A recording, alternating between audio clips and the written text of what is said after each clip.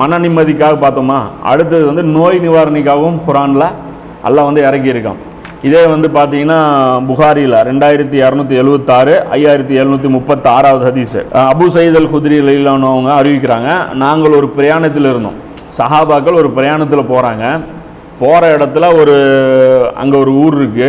அந்த ஊர்வாசிகள்கிட்ட போய் விருந்து கேட்குறாங்க, தரமாட்டேங்கிறாங்க. அப்புறம் சஹாபாக்கள் வந்து இருந்துக்கிறாங்க.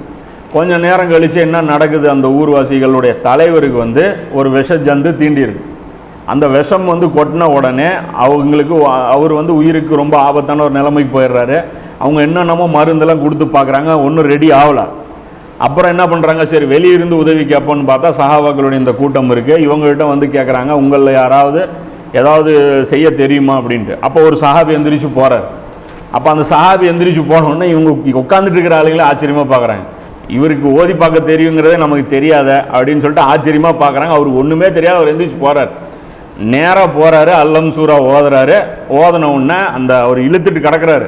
அந்த பேஷண்ட்டு இழுத்துக்கிட்டு அப்படியே ஒரு மாதிரியாக கை காலெல்லாம் இப்படி முறுக்கிட்டு அதை விரப்பாயிட்டு போயிட்டுருக்கிறாரு. அந்த கட்டி போட்ட ஒருத்தனை அவுத்து விட்டால் எப்படி ரிலீஸ் ஆகுமோ அது மாதிரி டக்குன்னு கண்ணு முன்னாடி ரிலீஸ் ஆகி அவர் அப்படியே எந்திரிச்சு உக்காந்து நடக்க ஆரம்பிச்சிடுறாரு. வலி கூட அவருக்கு இல்லைங்கிறாங்க.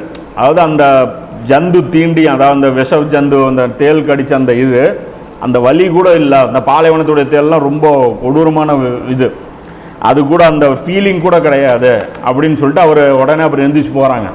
அதுக்கப்புறம் அவர் கூலி கேட்குறாங்க. அந்த 30 ஆடுகள் வந்து கொடுக்குறாங்க.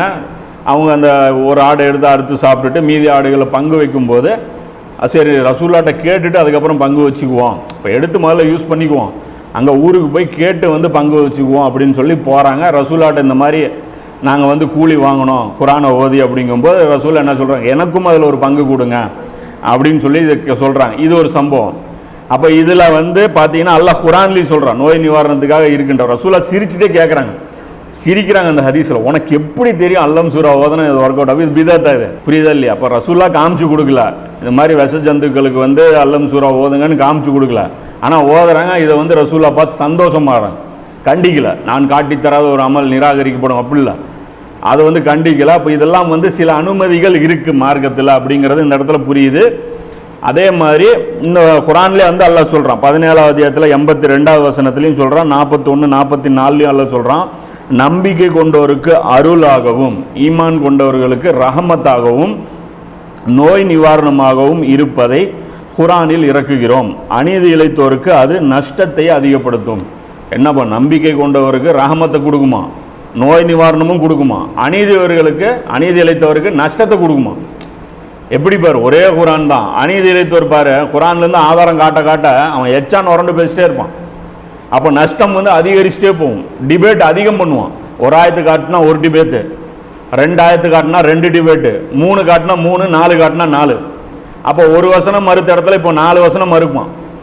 நம்ம அது விளக்கம் காமிச்சிட்டு இருப்போம், கிடையாதுன்ட்டு இழுத்துட்டு போயிட்டே இருப்போம். அப்போ அதனால பார்த்தீங்கன்னா இது ஒரே இதில் 2 விதமாகும். ஸோ இதில் விஷயம் என்ன அப்படின்னா, நோய் நிவாரணத்துக்காக பயன்படுத்தலாம் அப்படிங்கிறது குரானே சொல்லுது.